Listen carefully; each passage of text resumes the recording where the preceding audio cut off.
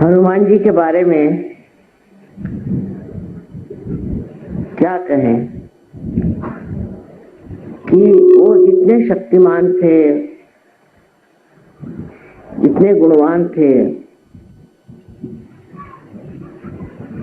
उतने ही वो श्रद्धामय और भक्तिमय।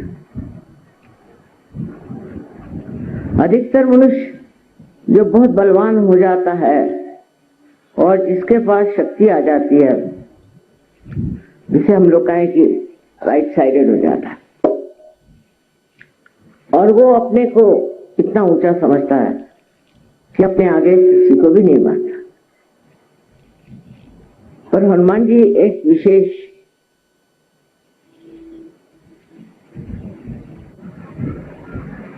देवता, एक विशेष गुणधारी देवता, कि जितने वो बलवान थे, जितने वो शक्तिशाली थे, उतने ही उनकी भक्ति, शक्ति के संतुलन में जितनी शक्ति थी उतनी ही उनके अंदर भक्ति थी।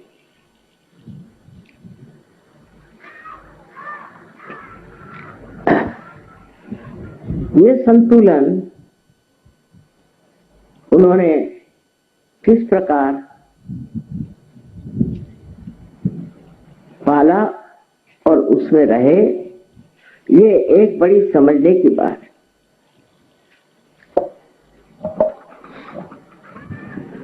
जब हम सहयोग में पार हो जाते हैं और सहयोग में हमारे पास अनेक शक्तियां आ जाती,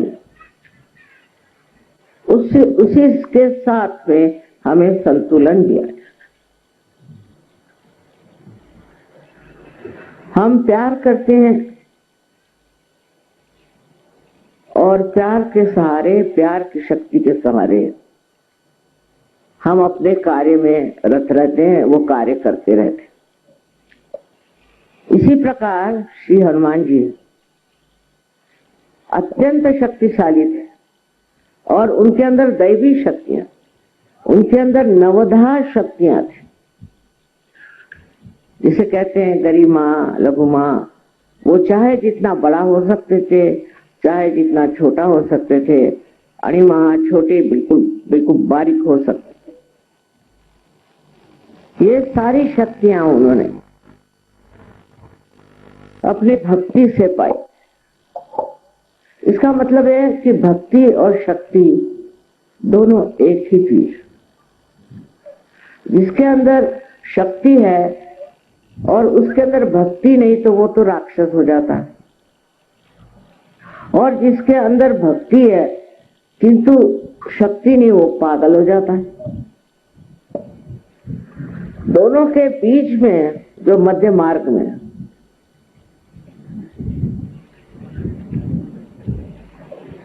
इस चीज को पाता है,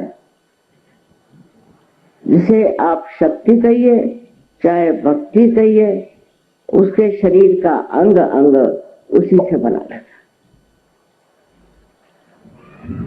इस उसकी विशेषता के कारण आज बजरंगबली को हम देश विदेश में भी उनकी बहुत अर्चना करते हैं। मुझे आश्चर्य लगता है कि प्रदेश के जो छोटे लड़के हैं, बच्चे हैं, जब वो कोई सा भी चित्र बनाते हैं तो पहले हनुमान जी का ही चित्र बनाते हैं। फिर दूसरी उनकी विशेष बात कि वो अर्ध मनुष्य थे और अर्ध वानर थे, माने पशु और मानव का बड़ा अच्छा मिश्रण था। तो हमारे अंदर जो कुछ भी हमने अपने उत्क्रांति में, अपने एवोल्यूशन में पीछे छोड़ा है, उसमें की जो प्रेम और उसमें की जो आसक्ति थी, वो उन्होंने अपने साथ ले ली। जैसे कि आप देखते हैं कि गुरुओं का जो मार्ग माना जाता है, जिसमें के गुरु के कौन से प्राणी उनके सेवक माने जाते हैं, सो कुत्ते को मानते हैं।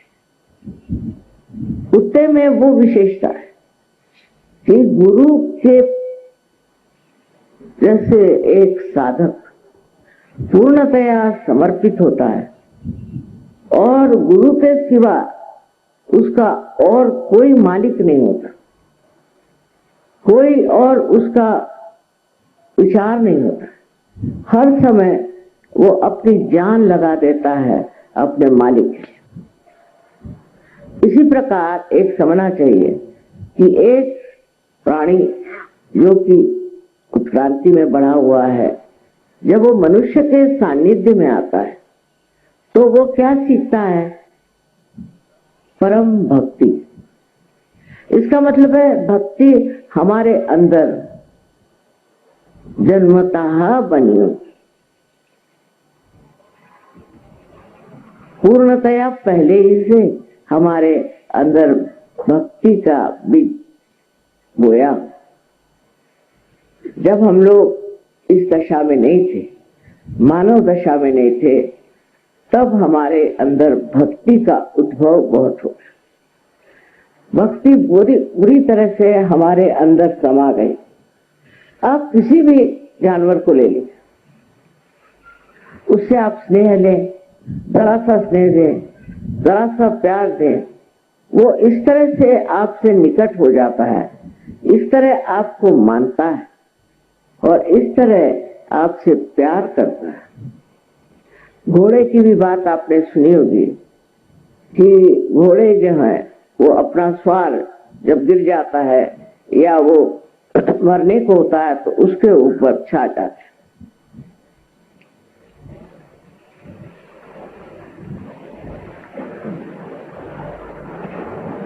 इसी प्रकार अनेक हाथियों के बारे में बताया कि ये हाथियों की निष्ठा भी कमाल की, और वो अपने मालिक को कभी कोई तकलीफ नहीं देते। और अगर उनके मालिक पे अगर कोई शेर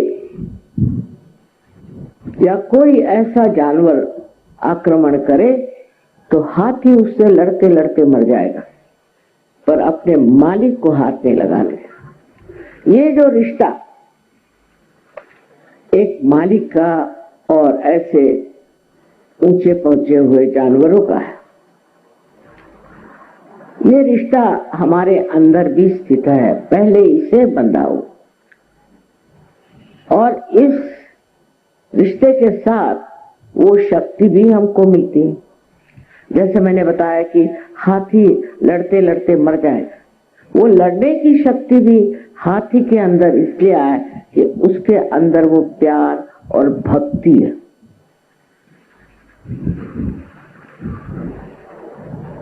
हम लोग कहते हैं कि सहयोग ये प्यार का, परमेश्वरी प्रेम का कार्य है, बात सही, पर इसी कार्य को करते वक्त उसकी शक्ति भी उसी में निहित है। हम लोग उसको शायद जाने या न जाने, उसके बारे में हमें उसकी प्रचिति हो या न हो, पर वो भी उसी के साथ निहित है और वो शक्ति दैवी शक्ति। मनुष्य का कृति किसी के प्रति नतमस्तक होना, किसी को मान लेना, किसी को बड़ा समझ लेना, ये सब उसी के लक्षण। किंतु जब वो अपने गुरु को मानता है तब उसके अंदर गुरु की महिमा तो होती है, पर उसके साथ साथ उसकी शक्ति भी होती है। तो भक्ति और शक्ति दो अलग चीजें नहीं, एक ही है। हम ये कहेंगे कि अगर राइट हैंड में अगर शक्ति है तो लेफ्ट हैंड में भक्ति। ये शक्ति भक्ति का संगम श्री हनुमान जी में बहुत सुंदरता से वर्णित है। कहीं तो वो रावण की लंका जलाने चले गए और वहीं सीता जी के सामने नतमस्तक भी हो गए। और जब सीता जी ने कहा कि नहीं, तुम तो मेरे बेटे हो, मैं बेटे के दम पर नहीं आऊंगी, मेरे पति को आना होगा और इस आदमी का संहार करना होगा।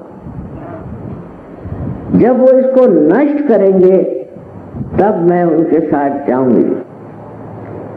तो हनुमान जी इतने से वहां गए थे, उनका ठीक, वो तो उनको ऐसे उठा के ले आते हैं, उनकी शक्तियां ही ऐसी थी। लेकिन उन्होंने कहा कि अगर माँ ये बात कह रही है ठीक है। और उसके बाद इतना बड़ा महायुद्ध हुआ, उसकी जरूरत थी। अब ये गुण श्री राम के भी विशेष हुआ, अत्यंत शक्तिशाली, और उनका निशाना कभी चूकता नहीं था। आपने सुना होगा कि सीता स्वयंवर में उन्होंने क्या किया। लेकिन वही श्री राम जब रावण की बात आई तो उसको उन्होंने छोड़ा नहीं, उसका उन्होंने वध कर दिया। उसकी जो मैंने उसका जो वर्णन तुलसीदास जी ने बहुत सुंदर किया कि श्री राम बार बार बाण मार रहे थे और रावण के 10 सर में से एक एक गिरता जाए, फिर आ जाए, फिर गिरता जाए, फिर आ जाए। तो लक्ष्मण ने कहा, तब कर क्या रहे हैं आप? एक बाण उसके हृदय में मारो, जैसे हृदय में आप बाण मारोगे वैसे ही वो मर जाएगा, नहीं तो वो मरेगा कैसे? वो नहीं मर सकता। उसका वो बाण जो है वो उसके हृदय में लगा है। अब श्री राम का बड़ा सुंदर वर्णन है वहां। संकोची थे ना, बहुत संकोची। श्री राम होते हुए इतने शक्ति के प्रचंड महान पुरुष होते हुए भी उन्होंने कहा, देखो बात यह है कि श्रावण के हृदय में मेरे सीता का वास, तो मैं हृदय में नहीं मारूंगा। लेकिन जब बार बार इसका सर उतरेगा तो इसका ध्यान जरूर मेरे सर की ओर जाएगा, उस वक्त मैं इसको बाण से मारूंगा। नहीं तो उनके लिए कहा जाता कि एक बाण में वो वध करते थे। पर अब ये देखिए कि कितनी नजाकत की बात है, कितनी सरलता की बात है, पति का प्रेम अपने पत्नी के प्रति। सारे शक्ति के सागर होते हुए भी उनके अंदर किस कदर प्रेम था। हनुमान जी के तो अनेक किस्से हैं कि जिसमें हनुमान जी ने सिद्ध कर दिया कि वो प्रेम का सागर, और उसी वक्त जो दुष्ट हो, जो दूसरों को सताता है, जो दूसरों को नष्ट करता है, उसका वध करने में उनको बिल्कुल किसी तरह का संकोच नहीं होता। ये जो भक्ति की बात बजरंगबली की है, वही उनकी शक्ति की भी बात देखने लायक है। वो जानते थे कि रावण सिर्फ अग्नि से डरता है, इसलिए लंका में गए और लंका दहन कर दिया। ये उनकी शक्ति की बात है कि उन्होंने लंका दहन कर दिया, और उस दहन में किसी को मारा नहीं, किसी को जलाया नहीं, रावण भी जला नहीं, कोई नहीं जला, पर उसे दहशत हो गई तो लोग घबरा गए कि रावण क्या पाप कर रहा है। रावण जो इस तरह के कार्य कर रहा था पहले लोगों में सम्मत था। वो कहते भाई ये रावण ही है, क्या है, इसकी इच्छा जो है सो है, इसको जो करना है सो करने दो, हम उसको कहने वाले कौन होते हैं, रावण तो रावण ही हुआ। लेकिन जब, कितनी समझदारी की बात है कि जब लंका जल उठे, जब लंका का दहन हो गया, तब लोग समझ गए कि ये तो बड़ी खतरनाक बात है, बड़ी घबराने की, क्योंकि लंका का दहन हो गया और हम लोग अगर जल गए होते तो। अब आग की विशेषता ये कि ऊपर जाती है, नीचे नहीं आती। सब लोग नीचे से ऊपर देख रहे थे कि जल रही है, जल रही है, जल रही है, पर पूरा लंका दहन हो गया लेकिन कोई जला नहीं। ये डराने के लिए, उनको समझाने के लिए कि रावण महापाप कर रहा है, उन्होंने ये कहा। कितनी समझदारी और कितना संतुलन बजरंगबली में था, ये देखना है। यही हम देखते हैं इतिहास में भी, जितने लोग शक्तिशाली बहुत थे उनमें अत्यंत प्रेम था। अगर आप देख लीजिए तो शिवाजी महाराज का एक उदाहरण है कि वो इतने शक्तिशाली थे पर उतने ही बहुत तमीज़दार, बहुत कायदे के और बहुत ही ज्यादा संयमित आदमी थे। ये संतुलन जब आप में आ गया तब आप सहयोगी हैं। अगर आपके अंदर शक्ति आ गई, इसका मतलब ये नहीं कि आप अपने प्रेम और व्यवहार उसको किसी तरह से त्याग दें, किंतु आप शक्तिशाली हैं। उसकी शोभा ही ये है कि आप, जो लोग दलित हैं, जो गरीब हैं, जो दुखी हैं, जो पीड़ित हैं, जिन पे आफत आई हुई है, उनके संरक्षण में, और जो लोग उनको पीड़ा देते हैं, जो नाश करते हैं, जो सताते हैं, और जिन्होंने हर तरह की परेशानी लोगों के लिए खड़ी की है, ऐसे लोगों आप कुछ करने की जरूरत नहीं, सिर्फ बंधन से ही आप ठिकाने लगा सकते हैं। ये जो आपके अंदर शक्तियां आ गई हैं, इसका इस्तेमाल इसीलिए करना चाहिए कि जिससे जो दुष्ट हैं वो खत्म हो जाए। लेकिन आपकी शक्ति में हाथ में तलवार या गदा नहीं, हनुमान जी जैसे बाह्य में गदा नहीं है, पर अंतर में है। आपके अनुभव आप देख लीजिए कि जो आदमी परेशान करता है, तंग करता है, उस पे गदा प्रहार हो जाता, चाहे आप हाथ में गदा उठाइए या नहीं उठाइए।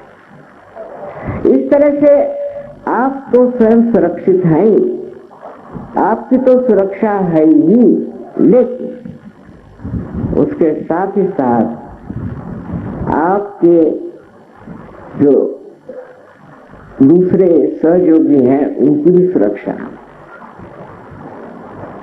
इस तरह से बचत हो जाती। अब इसमें श्री बजरंगबली का हाथ बड़ा जबरदस्त है। आपको पता नहीं कि वो आपके आगे पीछे खड़े हुए हैं।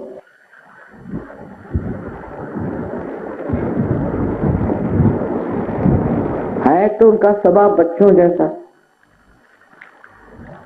बहुत निर्मल और बहुत सरल, लेकिन इतनी समझदारी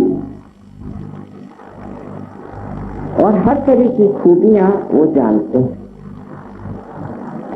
इसका मतलब है कि उनकी शक्ति के साथ उनके अंदर निरक्षीर विवेक बहुत